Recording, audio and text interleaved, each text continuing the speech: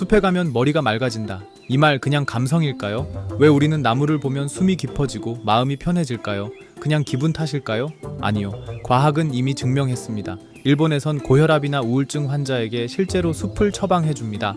1980년대부터 시작된 임상 연구 끝에 숲이 면역세포를 늘리고 스트레스를 낮춘다는 사실이 입증됐기 때문입니다. 그런데 여기서 이런 궁금증이 생깁니다. 유튜브에 올라온 한 숲 영상, 조회수 1000만을 넘었습니다. 나무와 물소리뿐인 그 영상, 숲을 영상으로 보고 듣기만 해도 진짜 머리가 맑아질 수 있는 걸까요?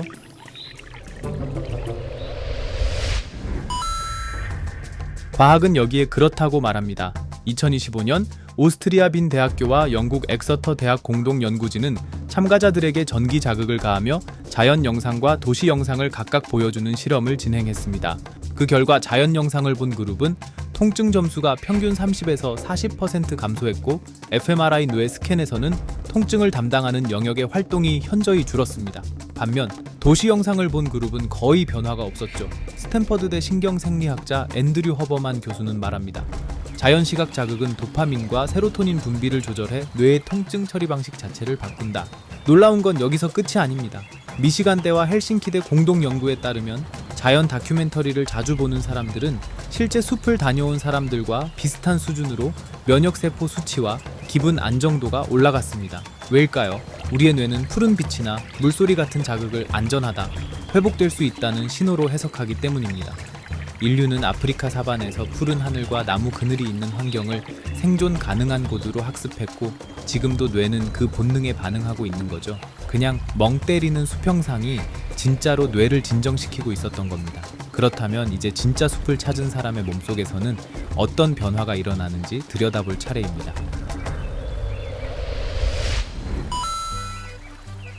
자, 이제 화면을 끄고 진짜 숲에 들어가 봅니다. 나무를 껴안았을 때 우리 몸에서는 어떤 일이 일어날까요?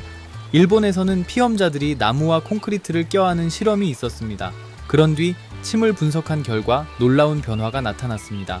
참나무를 껴안은 그룹은 스트레스 호르몬 코르티솔이 평균 28% 감소했고 심박수와 혈압도 눈에 띄게 안정됐습니다. 더 놀라운 건 나무를 껴안으면 사랑 호르몬 옥시토신도 분비된다는 사실입니다.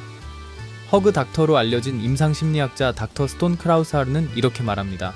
나무와 21초 이상 접촉이 지속되면 옥시토신, 즉 사랑 호르몬이 분비됩니다. 보통은 사람과 포옹할 때만 나오는 물질인데 나무와의 접촉에서도 나온다는 것이 확인된 거죠. 왜 이런 일이 벌어졌을까요? 연구진은 밝혔습니다. 나무 껍질의 거친 촉감이 피부 속 느낌 신경인 시 섬유를 자극하면 몸을 진정시키는 신경 스위치가 켜집니다. 이 시 섬유는 원래 통증이나 따뜻함을 감지하는 신경인데 특정한 감촉, 특히 나무 껍질처럼 복잡하고 자연스러운 표면에 반응해 뇌의 진정 회로를 자극하는 겁니다. 마치 잠 못 드는 아기의 등을 토닥일 때처럼 말이죠. 이 모든 변화가 단 21초 안에 벌어집니다. 그런데 이게 단지 감촉 때문일까요? 아니면 나무 자체가 몸속 어딘가를 바꾸고 있는 걸까요? 이제 숲의 냄새 속에 숨겨진 또 다른 생물학적 비밀로 들어가 봅니다. 이번엔 숲의 냄새를 맡아봅니다. 사실 우리가 숲에서 가장 먼저 느끼는 건 향이죠. 그 향기 속엔 비밀이 숨어 있습니다. 소나무 숲에서 나는 상쾌한 냄새, 그건 단순한 향이 아닙니다. 피톤치드라는 휘발성 물질입니다. 나무가 스스로 만들어내는 천연 살균 성분이죠. 교토대 연구진은 밝혔습니다. 단 2시간 숲속에 머무는 것만으로도 우리 몸의 NK 세포가 40에서 53% 증가할 수 있다는 사실을 말이죠. NK세포는 암세포나 바이러스 감염세포를 초기 단계에서 제거하는 몸속에 살아있는 백신 같은 존재입니다. 쉽게 말하면 몸속을 순찰하며 적을 제거하는 생체경비대와 같습니다. 놀랍게도 이 면역 반응은 일주일 넘게 유지됐습니다. 숲 향기를 들이마신 것만으로도 몸이 전투 준비를 마친 셈이죠. 그저 보고 만지고 숨을 쉬는 것만으로도 숲과 나무는 이렇게 우리를 살리고 있었습니다. 그런데 우리는 이런 숲의 치유를 버렸습니다. 다양한 생명들이 공존하던 수백 년의 숲을 베어냈고 개발을 위해 산을 깎고 도로를 냈습니다. 목재만 얻기 위해 느리게 자라는 참나무, 신갈나무 같은 토종은 밀어내고 빠르게 크는 단일종 나무만 정해진 강역에 맞추어 줄지어 심었습니다. 속도와 경제성 중심의 숲을 만들었죠. 하지만 그 안엔 연결도, 교류도 없는 고립된 나무들만 남았습니다. 그 결과는 참담했습니다. 한 가지 나무로 이루어진 숲은 병해충 하나에도 무너지기 쉬웠습니다. 실제로 우리나라에서는 소나무 재선충이 퍼지며 전국적으로 수만 그루의 나무가 고사했고 산 전체가 누렇게 말라가는 모습을 직접 본 분들도 많으실 겁니다. 우리는 숲이 가진 진짜 회복력, 진짜 치유의 방식을 잊고 있었던 건 아닐까요? 하지만 모든 숲이 사라진 건 아닙니다. 되살아나고 있는 곳도 있습니다. 핀란드는 30년 전부터 숲을 회복시키는 정책을 꾸준히 시행했고 지금은 국민 1인당 도시숲 면적이 세계 최고 수준입니다. 코스타리카는 아예 국가 전체를 에코 리젠으로 선포하며 산림 회복률을 3배로 끌어올렸고요.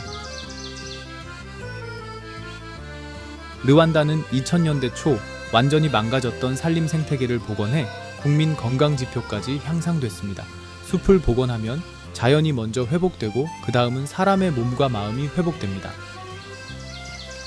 숲과 나무가 가득한 이 영상을 보는 것만으로도 어쩌면 우리의 마음은 조금이지만 치유될 수 있을지 모릅니다. 기후, 생명, 자연의 이야기 속에서 당신도 한 번쯤 멈춰 생각할 수 있다면 그것만으로도 충분합니다.